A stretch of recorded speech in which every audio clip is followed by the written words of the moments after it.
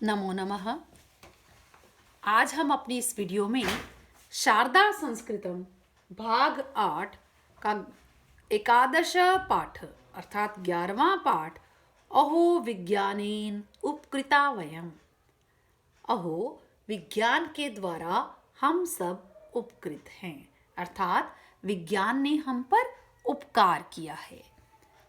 वास्तव में जो ये वाक्य है ये कर्मवाच्य के रूप में है, इसीलिए इस तरह से आया है ना। ये कर्ता था विज्ञान ने, परंतु इसमें तृतीया लगाई। कर्मवाच्य में कर्ता में तृतीया आ जाती है और जो कर्म है हमको उसमें प्रथमा आ जाती है, वयम आ गया और फिर तव प्रत्यय लग जाता है। तो शुरू करते हैं। अयम युग विज्ञान युग इति सर्वे वदन्ति। यह युग विज्ञान का युग है, ऐसा सब बोलते हैं। विज्ञानेन मानव जीवनम सरलम अभवत्। विज्ञान के द्वारा मानव जीवन सरल हो गया। परंतु विज्ञानस्य महत्वं तु प्राचीन कालात् एव अस्ति। परंतु विज्ञान का महत्व तो प्राचीन काल से ही है। वेदेषु अपि बहुविध विज्ञानम विद्यते। वेदों में भी बहुत प्रकार का विज्ञान है, अनेक प्रकार का विज्ञान वेदों में भी मिलता है। अस्माकं ऋष्य मुन्य च निरंतरम आविष्कारान् कुर्वन्ति स्म। हमारे ऋषि और मुनि निरंतर लगातार आविष्कार करते थे। किम बहुकथनेन, बहुत क्या कहें। महाभारते अपि आणविक अस्त्राणां प्रयोगस्य वर्णनं प्राप्यते। महाभारत में भी आणविक अस्त्रों का प्रयोग का वर्णन मिलता है।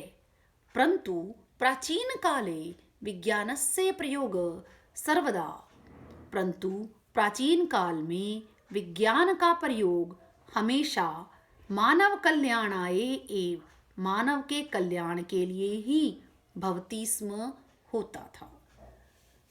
महाभारत में भी आणविक अस्त्रों के प्रयोग का वर्णन मिलता है, परंतु प्राचीन काल में विज्ञान का प्रयोग हमेशा मानव के कल्याण के लिए ही होता था।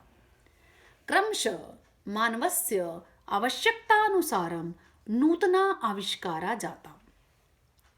क्रमशः मानव की आवश्यकता के अनुसार नए आविष्कार हुए। अद्य मानवस्य समीपे बहुनि यंत्राणि सन्ति। आज मनुष्य के पास बहुत यंत्र हैं, बहुत से यंत्र हैं।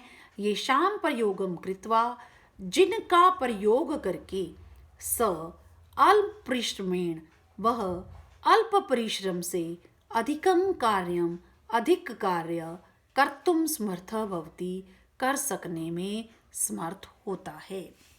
आज मानव के पास बहुत से यंत्र हैं, जिनका प्रयोग करके वह थोड़े परिश्रम से अधिक कार्य करने में समर्थ होता है। अस्माकं देशे वैज्ञानिका सदैव नूतन चिंतने लग्ना भवन्ति। हमारे देश में वैज्ञानिक हमेशा ही नूतन चिंतन अर्थात नवीन चिंतन में लग्ना भवन्ति, लगे रहते हैं। सद्यैव चंद्रयान 2 वैज्ञानिकानां श्रमस्य फलेन प्रेषितम्।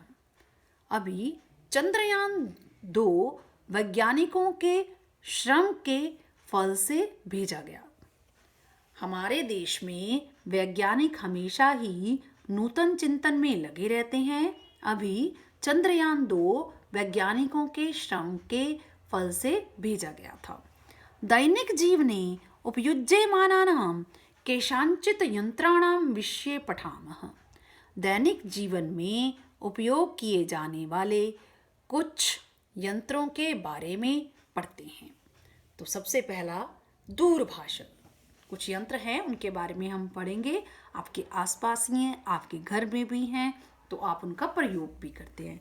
तो सबसे पहले बात करते हैं दूरभाष। एतस्य माध्यमेन सुदूरस्थ जनेन सह अपि वयम आनंदेन वार्ताम कुर्मः। अब इसको कौन नहीं पहचानता, सभी पहचानते हैं। मोबाइल जिसको आप कहते हो, दूरभाष। इस माध्यम से दूर स्थित व्यक्ति के साथ भी हम सब मजे से बातें करते हैं। न केवलम वार्ताम, न केवल बातचीत, अपितु साक्षात मुख दर्शनम सहितम, अपितु साक्षात मुख देखने के साथ ही संवादम अपि कुर्मः, संवाद भी करते हैं। अर्थात यहाँ पर तो हो गया कि हम दूर बैठे व्यक्ति के साथ मज़े से बात करते हैं, मीन्स हम कॉल कर रहे हैं। और जब हम मुख को देखकर और बातचीत भी कर रहे हैं, अर्थात हम वीडियो कॉल कर रहे हैं। फिर से बता देती हूँ, इसके माध्यम से दूर स्थित व्यक्ति के साथ भी हम आनंद से बातचीत करते हैं। न केवल बातचीत, अपितु साक्षात मुख देखने के साथ साथ संवाद भी करते हैं। दूरभाषे अंतर्जालस्य उपयोगेन संसारस्य किमपि ज्ञानम अनुक्षणम प्राप्नुमः। दूरभाष में इंटरनेट के उपयोग से संसार का कोई भी ज्ञान क्षण भर में प्राप्त हो जाता है या प्राप्त कर लेते हैं। दूरभाष में इंटरनेट के उपयोग से संसार के किसी भी ज्ञान को क्षण भर में ही प्राप्त कर लेते हैं। दूरभाषेण संसारे सूचना तंत्रे महती क्रांति उत्पन्ना। दूरभाष से संसार में सूचना तंत्र में बहुत बड़ी क्रांति उत्पन्न हो गई है। दूरभाष से संसार में सूचना तंत्र में महान क्रांति उत्पन्न हुई है। एवं भाति यत् समग्रम विश्वम वयम हस्ते धरामः। ऐसा प्रतीत होता है कि सारा विश्व हम सब ने हाथों में धर लिया है, यानी हाथों में धारण कर लिया है। बहुत छोटा प्रतीत होता है ना, क्योंकि दूर दूर स्थित, चाहे विदेशों में या देश में भी, किसी देश में स्थित किसी दूर के कोने में हमने बातचीत करनी है तो हम बड़े आराम से कर लेते हैं। परंतु केचन जना अहरनिशम दूरभाषे लग्ना भवन्ति। परंतु कुछ लोग दिन रात दूरभाष में लग्ना भवन्ति, लीन रहते हैं, लगे रहते हैं। परंतु कुछ व्यक्ति दिन रात दूरभाष में लगे रहते हैं। शनै शनै तेषां स्वास्थ्यम पतति। धीरे धीरे उनका स्वास्थ्य गिर जाता है। जीवनम च नश्यति, और जीवन नष्ट हो जाता है। अतः दूरभाषस्य उपयोग ज्ञानवर्धनाय करणीयः। इसलिए दूरभाष का उपयोग ज्ञान बढ़ाने के लिए करना चाहिए, न तो ज्ञान विनाशाय, न कि ज्ञान के विनाश के लिए। इसलिए दूरभाष का उपयोग ज्ञान को बढ़ाने के लिए करना चाहिए, न कि ज्ञान के विनाश के लिए।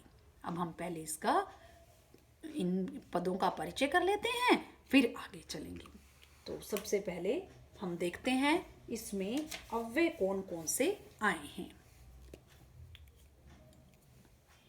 इति अव्यय है, परंतु अव्यय है, तु अव्यय है, एव अव्यय है, अपि अव्यय है, स्म अव्यय है, च अव्यय है, फिर से अपि आ गया,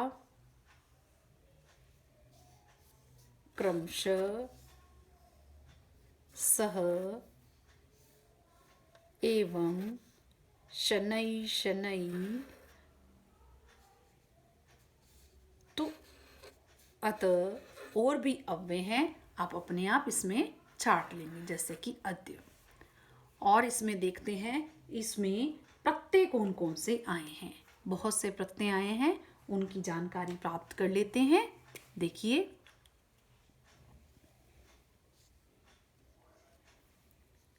ये महत् को त्व प्रत्यय लगा है।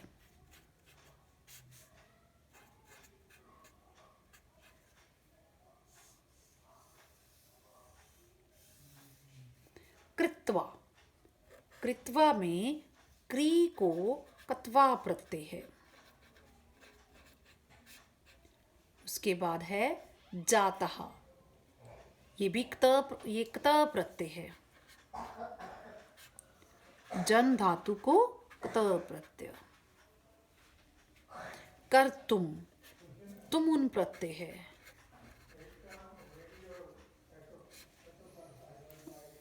प्रेषितम, कत प्रत्यय है।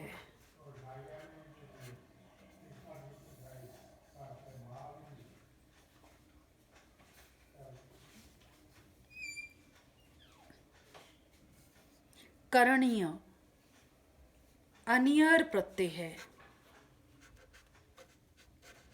चाहिए के अर्थ में प्रयोग किया जाता है। उत्पन्ना, कत प्रत्यय है। अब इसमें देखते हैं और परिचय देख लेते हैं। इसमें संधि अक्षर भी आए हैं, देखिए।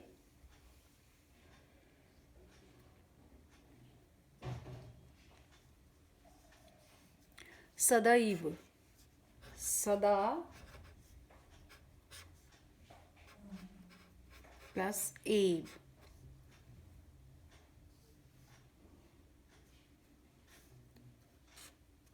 सद्य प्लस एव।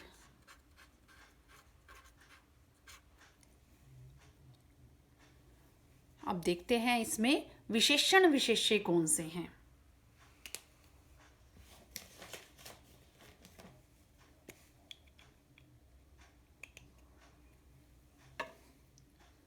मानव जीवनम सरलम, सरलम विशेषण है।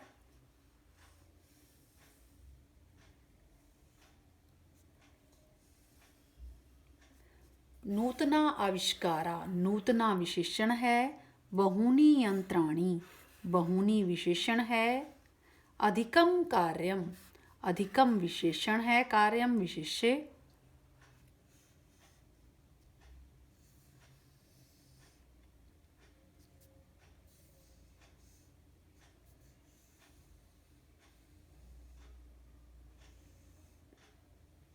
महती क्रांति, महती विशेषण, क्रांति विशेष्य। समग्रम विश्वम, समग्रम विशेषण, विश्वम विशेष्य। इसके अतिरिक्त कुछ और शब्द रूपों से संबंधित और धातु रूप से संबंधित भी बता देती हूँ। जैसे प्राप्नुमः, प्र प्लस आप धातु, लट लकार, उत्तम पुरुष, बहुवचन।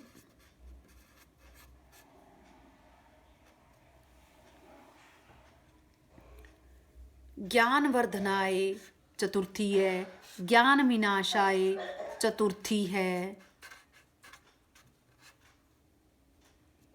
विषये सप्तमी है।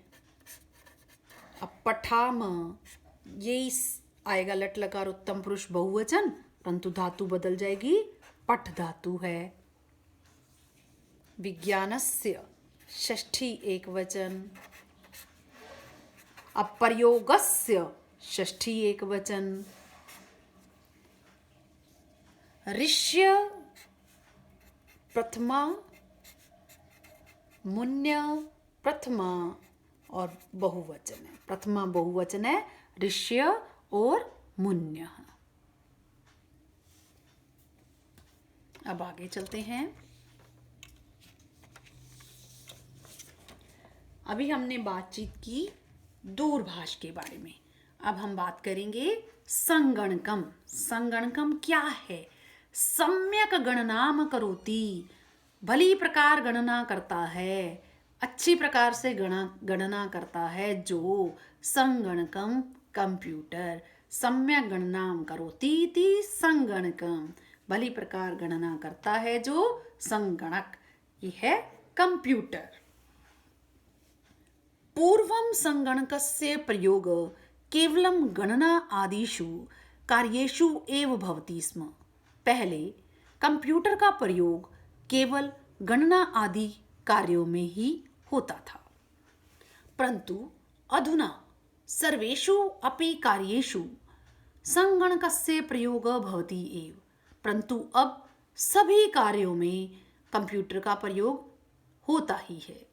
एतस्य यंत्रस्य संग्रहण क्षमता अद्भुता अस्ति। इस यंत्र की संग्रहण क्षमता अद्भुत है, अनोखी है। संगणकम मानवस्य श्रेष्ठा उपलब्धि अस्ति। कंप्यूटर मानव की श्रेष्ठ उपलब्धि है। अस्माकं कृते गौरवस्य विषय अस्ति यत् संगणकस्य कृते सर्वाधिका उपयुक्ता भाषा संस्कृतम एव अस्ति। हमारे लिए गौरव का विषय है कि कंप्यूटर के लिए सबसे अधिक उपयुक्त भाषा संस्कृत ही है। एतस्य पुस्तकस्य निर्माणम अपि संगणक माध्यमेन एव अभवत्। इस पुस्तक का निर्माण भी कंप्यूटर के माध्यम से ही हुआ। तो ये था कंप्यूटर। अब बात करते हैं दूरदर्शन की, अर्थात टेलीविजन। अद्यत्वे सर्वेषु गृहेषु दूरदर्शनम भवति एव। आजकल सब घरों में दूरदर्शन होता ही है। संपूर्ण विश्वस्य गतिविधिं वयं दूरदर्शने पश्यामः। सारे विश्व की गतिविधि को हम सब दूरदर्शन पर देखते हैं। अपि च समाचार, वार्ताः, क्रीडा, चलचित्राणि, नाटकानि, धारावाहिकानि इत्येषाम् अपि निरन्तरं प्रसारः भवति एव। इसके अतिरिक्त समाचार, वार्ताः यानी बातचीत, क्रीड़ा, खेल, चलचित्र, नाटक और धारावाहिक आदि का भी निरंतर प्रसारण होता ही है। केचन जना रात्रौ 11 वादनपर्यन्तम् अन्यानि कार्याणि विस्मृत्य निरंतरं दूरदर्शनं पश्यन्ति। कुछ लोग रात को 11 बजे तक अन्य कार्यों को भूलकर लगातार दूरदर्शन देखते हैं। एतादृशानां जनानां महती हानि जायते। ऐसे लोगों का महान नुकसान होता है, ऐसे लोगों की बहुत हानि होती है। अतः दूरदर्शनस्य उपयोग विवेकेन एव करणीय। इसलिए दूरदर्शन का उपयोग विवेक से ही करना चाहिए। तो ये बात हुई टेलीविजन की। अब आते हैं शीतकम। शीतकम क्या? फ्रिज। शीतकस्य अंत बहु शीतलम वातावरणम भवति। फ्रिज के अंदर, शीतक के अंदर बहुत ठंडा वातावरण होता है। ग्रीष्म काले यदि वयं खाद्यवस्तूनि शीतके स्थापयामः। ग्रीष्म काल में यदि हम सब खाद्य वस्तुओं को फ्रिज में रखते हैं तर्हि वस्तूनि बहुकाल पर्यन्तं नष्टानि न भवन्ति। तो वस्तुएं बहुत समय तक नष्ट नहीं होती हैं। ग्रीष्म काले पानार्थं जलम अपि शीतकात् प्राप्यते। ग्रीष्म काल में पीने के लिए पानी भी फ्रिज से प्राप्त किया जाता है। आरंभे शीतकस्य प्रयोगः औषधीनां रक्षणाय भवति स्म। प्रारंभ में फ्रिज का प्रयोग औषधियों के रक्षा के लिए होता था। शनैः शनैः शीतकस्य प्रयोग अधिकः जातः। धीरे धीरे फ्रिज का प्रयोग अधिक हो गया। शीत ऋतौ एतस्य प्रयोगेण बहुविध रोगा जायन्ते। शीत ऋतु में इसके प्रयोग से बहुत प्रकार के रोग हो जाते हैं। शीत ऋतु में इसके प्रयोग से विभिन्न रोग हो जाते हैं। अतः आवश्यकता अनुसारम एव एतस्य प्रयोग वरम। इसलिए आवश्यकता के अनुसार ही इसका प्रयोग श्रेष्ठ है। एतत् सत्यम एव, यह सच ही है, यत् विज्ञानम अस्मान उपकरोति, कि विज्ञान हमारा उपकार करता है। परंतु एतस्य उपयोग तु अस्माकं विवेक आधारितम एव अस्ति, परंतु इसका उपयोग तो हमारे विवेक पर ही आधारित है। ये विवेक का आधारितम एव संयोग है। फिर बता देती हूँ, यह सच ही है कि विज्ञान हमारा उपकार करता है, परंतु इसका उपयोग तो हमारे विवेक पर ही आधारित है। जापान देशस्य नागासाकी हिरोशिमा इति स्थानयो यह मानव संहार जात, तदपि विज्ञानस्य एव प्रयोगः आसीत्। जापान देश के नागासाकी और हिरोशिमा दोनों स्थान पर जो मानव संहार हुआ वह भी विज्ञान का ही प्रयोग था।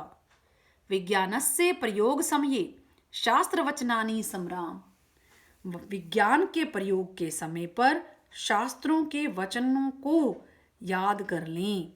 क्या होने चाहिए? सर्वे भवन्तु सुखिनः, सभी सुखी होवें। सर्वे संतु निरामया, सब निरोग रहें। सर्वे भद्राणि पश्यन्तु, सब मंगल देखें या मंगल के साक्षी बने। माँ कश्चित दुख भाग भवेत, कोई भी दुख का भागी न हो। सब सुखी हों, सब निरोग हों, सब कल्याण को देखें और कोई दुखी न हो। शांति ही शांति ही शांति ही। सभी की शांति की कामना करते हुए इस श्लोक को कहा गया है कि हमें क्या करना चाहिए। हमें सबको सुखी देखना चाहिए, सभी को निरोग देखना चाहिए। इसलिए इसका नाम कल्याण मंत्र भी है। जब भी हमें ऐसा लगे तो इस कल्याण मंत्र को बोलना चाहिए। तो यहाँ पर पाठ की समाप्ति है, परंतु इसके परिचय अभी करने बाकी हैं, वो कर लेते हैं। तो सबसे पहले इसमें भी अव्यय देख लेते हैं, कौन कौन से अव्यय आए हैं। इति अव्यय आया है, केवलम आया है, एव, स्म, अपि, कृते, एव, केचन, अतः, अन्तः, यदि, तर्हि, न, शनै शनै, स्म, परंतु, तु, इति, एव आदि आदि बहुत से अव्यय आए हैं। आप अपने आप कर लेंगे। उसके बाद हम देखते हैं इसमें प्रत्यय कौन कौन से आए हैं। क्या प्रत्यय आए हैं?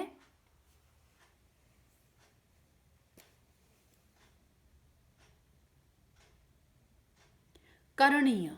अब करणीय में अनियर प्रत्यय है। क्री धातु को अनियर प्रत्यय है।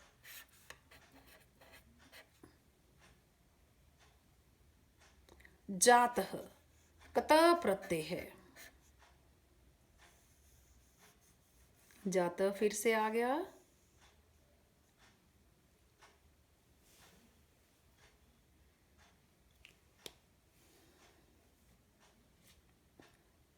और देखते हैं इसमें विशेषण विशेष्य देख लेते हैं।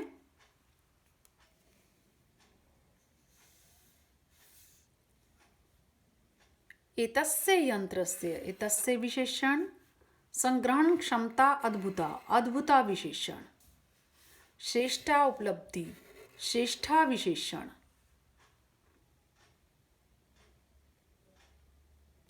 सर्वाधिका उपयुक्ता भाषा, उपयुक्ता विशेषण, सर्वाधिका भी विशेषण भाषा का।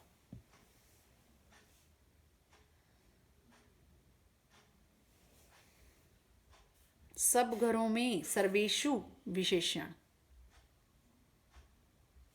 अन्यानि कार्याणि, अन्यानि विशेषण,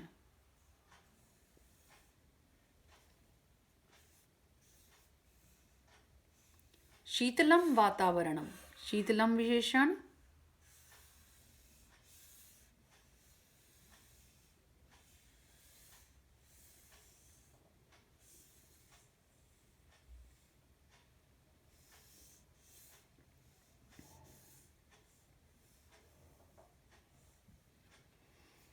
और इसमें देखिए ये भी प्रत्यय आया है एक,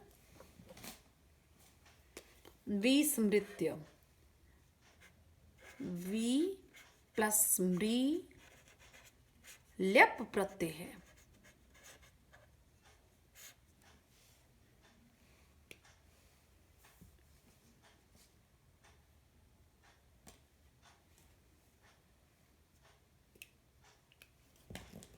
और इसमें विष्यो अस्ति, संधि छेद करना है इसका, विष्यः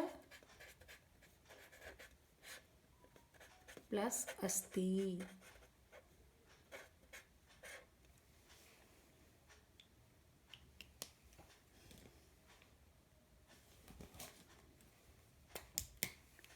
और देखिए करोति, क्री धातु, लट लकार, प्रथम पुरुष, एक वचन।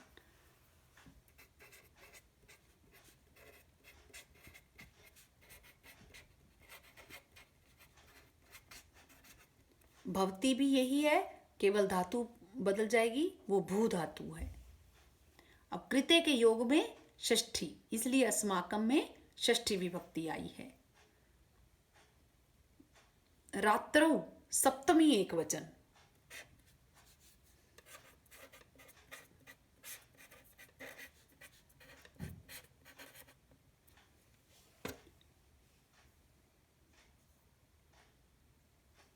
शीतकस्य, षष्ठी एक वचन।